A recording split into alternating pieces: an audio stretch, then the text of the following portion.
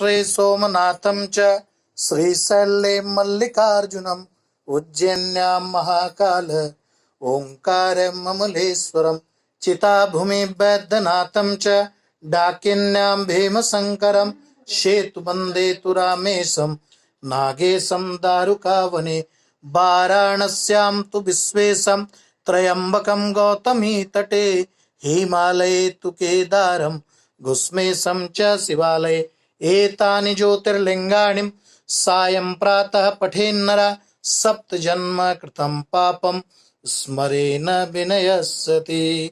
बोल शंकर भगवान की जय, बोल पार्वती माता की जय। अथ हरितालिका व्रत कथा। श्री सूत जी महाराज कहते हैं कि मंदार की माला से पार्वती जी का केश पास अलंकृत है और मुंडों की माला से भगवान शिव जी की जटा अलंकृत है। पार्वती जी दिव्य वस्त्र धारण की हुई हैं और भगवान शंकर दिगंबर हैं। ऐसे श्री माता पार्वती जी तथा भगवान शिव जी को मैं प्रणाम करता हूं। रमणीय कैलाश पर्वत के शिखर पर बैठी हुई श्री पार्वती जी कहती हैं कि हे महेश्वर, हमें कोई गुप्त व्रत या पूजन बताएं जो सब धर्मों में सरल हो, जिसमें परिश्रम भी कम करना पड़े लेकिन फल की अधिक प्राप्ति हो। हे नाथ, हे महेश्वर, यदि आप मुझ पर प्रसन्न हो तो यह विधान बताए कि हे प्रभु, किस तप, व्रत या दान से आदि, मध्य और अंत रहित आप जैसे महाप्रभु हमको प्राप्त हुए हैं। भगवान शंकर जी बोले कि हे देवी, सुनो, मैं तुमको एक व्रत जो मेरा सर्वस्व और छिपाने योग्य है, लेकिन तुम्हारे प्रेम के वशीभूत होकर मैं तुम्हें बतलाता हूं। श्री भगवान ने कहा कि भारतवर्ष में जैसे नक्षत्रों में चंद्रमा, ग्रहों में सूर्य, वर्णों में ब्राह्मण, देवताओं में विष्णु भगवान, नदियों में गंगा, पुराणों में महाभारत, वेदों में सामवेद और इंद्रियों में मन श्रेष्ठ है, सब पुराणों और वेदों का सर्वस्व जिस तरह कहा गया है, मैं तुम्हें एक प्राचीन व्रत बतलाता हूं। एकाग्र मन से सुनो। जिस व्रत के प्रभाव से तुमने मेरा आधा आसन प्राप्त किया है, वह मैं तुमको बतलाऊंगा, क्योंकि तुम मेरी अर्धांगिनी हो। भाद्रपद मास में हस्त नक्षत्र से युक्त शुक्ल पक्ष की तृतीया तिथि को उसका अनुष्ठान मात्र करने से स्त्रियां सभी पापों से मुक्त हो जाती है। हे देवी, तुमने आज से बहुत दिनों पहले हिमालय पर्वत पर इस व्रत को किया था। यह वृत्तांत मैं तुमसे कहूंगा। पार्वती जी ने पूछा कि हे नाथ, मैंने क्यों यह व्रत किया था? यह सब आपके मुख से सुनना चाहती हूं। तब श्री भगवान ने कहा कि उत्तर की ओर एक बड़ा ही रमणीक और पर्वतों में श्रेष्ठ हिमवान नामक पर्वत है।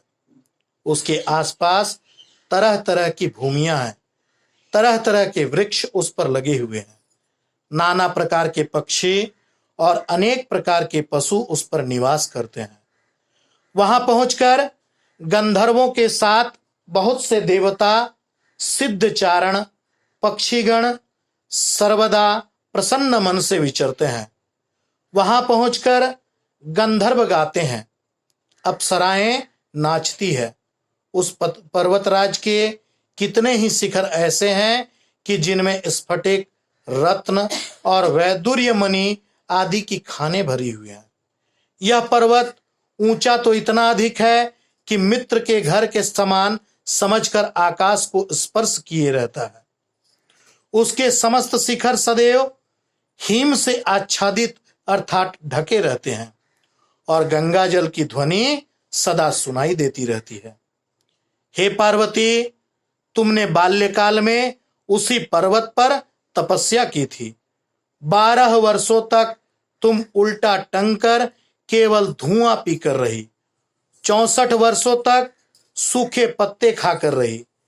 माघ मास में तुम जल में बैठी रहती और बैसाख की दोपहरिया में पंचाग्नि तापती थी। श्रावण मास में जल बरसता तो तुम भूखी प्यासी रहकर मैदान में बैठी रहती।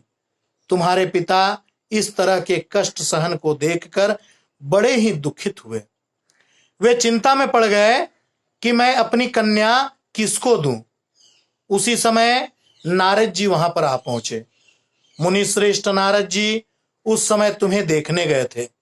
नारद जी को देखकर गिरि ने अर्घ्य, पाद्य, आसन आदि देकर उनकी पूजा की और कहा कि हे नारद जी, आप किस लिए यहाँ पर आए हैं? मेरा अहोभाग्य है, आपका आगमन मेरे लिए अच्छा है। नारद जी ने कहा कि हे पर्वतराज, मैं भगवान विष्णु का भेजा हुआ आपके पास आया हूं। आपको चाहिए कि यह योग्य कन्या रत्न किसी योग्य वर को दे। और भगवान विष्णु के समान योग्य वर ब्रह्मा, इंद्र और शिव इनमें से कोई नहीं है। इसलिए मैं यही कहूंगा कि आप अपनी कन्या भगवान विष्णु को ही दें।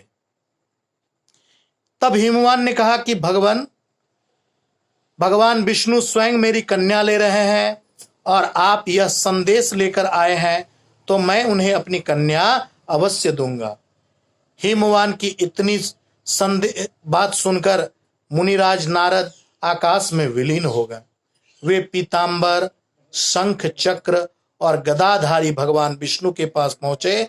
वहां हाथ जोड़कर नारद जी ने भगवान विष्णु को कहा कि हे देव, सुनिए, मैंने आपका विवाह पक्का करा दिया है। उधर हिमवान ने पार्वती के पास जाकर कहा कि हे पुत्री, मैंने तुम्हें भगवान विष्णु को दे डाला। तब पिता की इस बात को सुनकर तुम बिना उत्तर दिए ही अपने सखी के घर चली गई। वहीं जमीन पर पड़कर तुम बड़ी दुखित होती हुई विलाप करके रोने लगी। तुमको इस प्रकार विलाप करते हुए देखकर तुम्हारी सखियां बोली कि तुम क्यों इतनी दुखित हो, इसका कारण बताओ। तुम्हारी जो कुछ इच्छा होगी मैं यथाशक्ति उसको पूरा करने की चेष्टा करूंगी, इसमें कोई संशय नहीं। तब तुम बोली कि मेरी जो कुछ अभिलाषा है उसे तुम प्रेम पूर्वक सुनो। मैं एकमात्र भगवान शिव जी को अपना पति बनाना चाहती हूं, इसमें कोई संशय नहीं है। मेरे इस विचार को पिताजी ने ठुकरा दिया है, इससे मैं अपने शरीर का त्याग कर दूंगी। पार्वती की इस बात को सुनकर सखियों ने कहा कि शरीर का त्याग न करो, चलो किसी ऐसे वन में चले जहां पिताजी को पता भी न लगे। ऐसी सलाह कर तुम वैसे वन में जा पहुंची। उधर तुम्हारे पिता घर घर तुम्हें खोजने लगे। दूतों द्वारा भी खबर लेने लगे कि कौन देवता या किन्नर मेरी पुत्री को हर ले गया। उन्होंने मन ही मन कहा कि मैं नारद जी के आगे प्रतिज्ञा कर चुका हूं कि अपनी पुत्री भगवान विष्णु को ही दूंगा। ऐसा सोचते सोचते हिमवान मूर्छित हो गए। गिरिराज को मूर्छित देखकर सब लोग हाहाकार करते हुए दौड़ पड़े। जब होश हुआ तो सभी पूछने लगे कि हे गिरिराज, आप अपनी मूर्छा का कारण बतलाएं। हिमवान ने कहा कि आप लोग मेरे दुखों का कारण सुने, न मालूम कौन मेरी कन्या को हर ले गया। ऐसा नहीं हुआ तो उन्हें किसी काले सांप ने काट लिया या सिंह खा गए होंगे। हाय हाय, मेरी बेटी कहाँ गई? किसी दुष्ट ने मेरी पुत्री को मार डाला। ऐसा कहकर वे वायु के झोंके के समान कांपते हुए वृक्ष के समान कांपने लगे। इसके बाद हिमवान तुम्हें वन वन खोजने लगे। वह वन भी सिंह, भालू, हिंसक जंतुओं से बड़ा भयानक हो रहा था।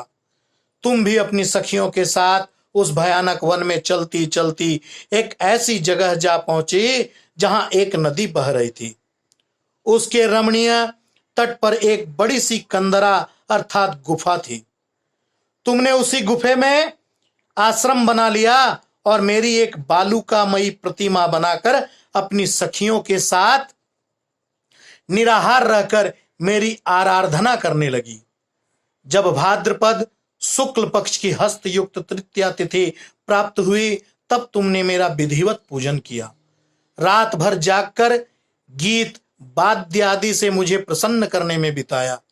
उस व्रतराज के प्रभाव से मेरा आसन डगमगा उठा, जिससे मैं तत्काल उस स्थान पर जा पहुंचा जहां पर तुम अपनी सखियों के साथ रहती थी। वहां पहुंचकर मैंने तुमसे कहा कि मैं तुम पर प्रसन्न हूं, बोलो क्या चाहती हो।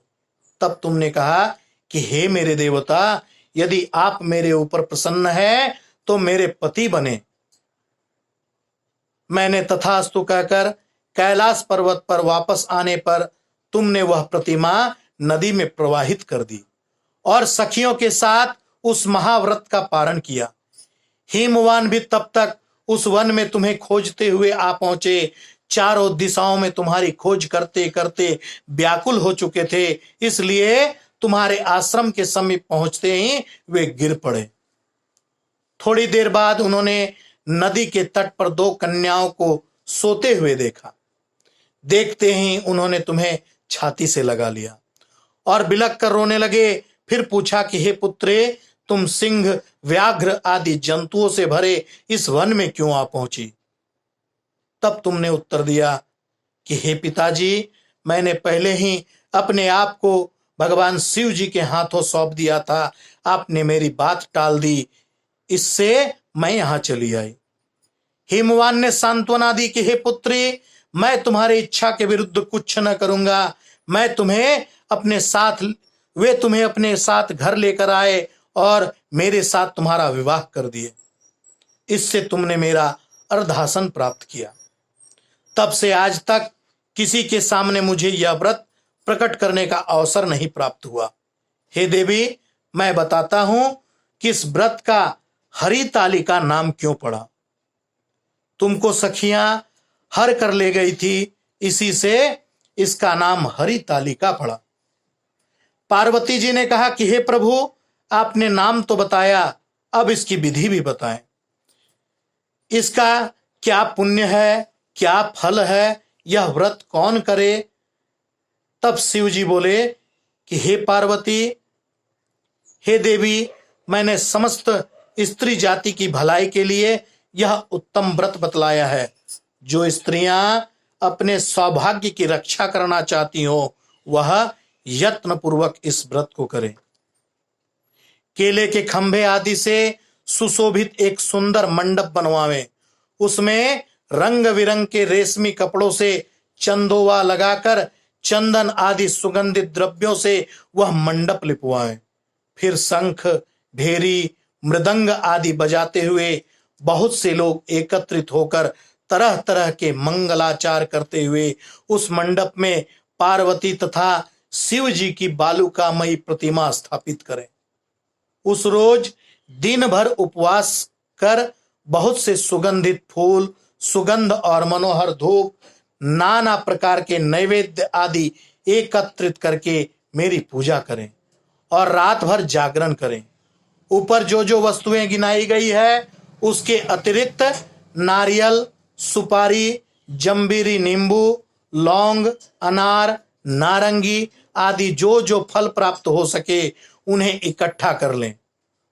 उस ऋतु में जो फल तथा फूल मिल सके विशेष रूप से रखें।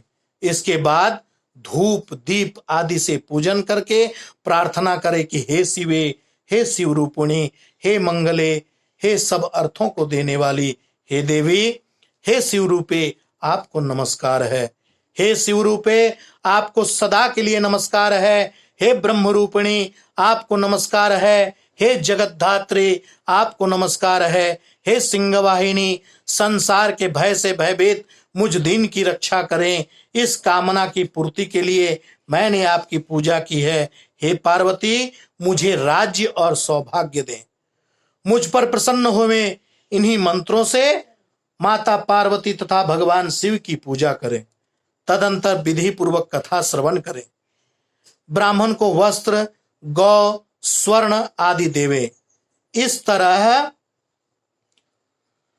पूजन करती है वह स्त्रियां सभी पापों से छूट जाती है और उसे 7 जन्म तक सुख तथा सौभाग्य प्राप्त होता है। जो स्त्री तृतीया तिथि का व्रत न करके अन्न भक्षण करती है वह 7 जन्म तक बंध्या रहती है। उसको बारंबार विधवा होना पड़ता है। वह सदा दरिद्री, पुत्र शोक से शोकाकुल, स्वभाव से झगड़ालू, सदा दुख भोगने वाली होती है और उपवास न करने वाली स्त्री अंत में घोर नरक को जाती है। मांसाहार करने से बाघिन, दही खाने से बिल्ली, मिठाई खाने से चींटी और सभी कुछ खाने से मक्खी तथा तीज को अन्न खाने से सूकरी, फल को खाने से बंदरिया, पानी पीने से जोंक, दूध पीने से सांपिन और उस रोज सोने से अजगरी तथा पति को धोखा देने से मुर्गी होती है। इसलिए सभी स्त्रियां व्रत अवश्य करें। दूसरे दिन स्वर्ण, चांदी, तांबा अथवा बांस के पात्र में अन्न भरकर ब्राह्मण को दान दें और पारण करें। जो स्त्रियां इस प्रकार के व्रत को करती हैं वह भगवान शिव के समान पति को पाती है और जब वह मरने लगती है तो माता पार्वती के समान उसका रूप हो जाता है। उसे सभी प्रकार के सांसारिक भोग और सायुज्य मुक्ति मिल जाती है। इस हरितालिका की व्रत कथा मात्र सुन लेने से प्राणी को 1000 अश्वमेघ और सैकड़ों वाजपेयी यज्ञ करने का फल प्राप्त होता है। हे देवी, मैंने यह सब व्रतों में उत्तम व्रत बतलाया जिसके करने से प्राणी सभी पापों से छूट जाता है, इसमें कोई संशय नहीं। बोल शंकर भगवान की, बोल पार्वती माता की।